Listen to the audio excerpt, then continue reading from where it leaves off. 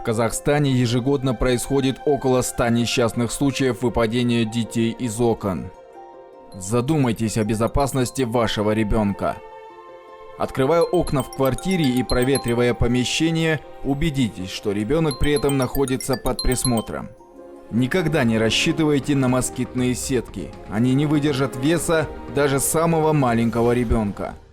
Устанавливайте ограничители либо решетки на окнах своей квартиры. Отодвиньте всю мебель, включая кровати, от окон. Уважаемые родители, не оставляйте детей без присмотра. Пусть ваш ребенок растет здоровым и счастливым.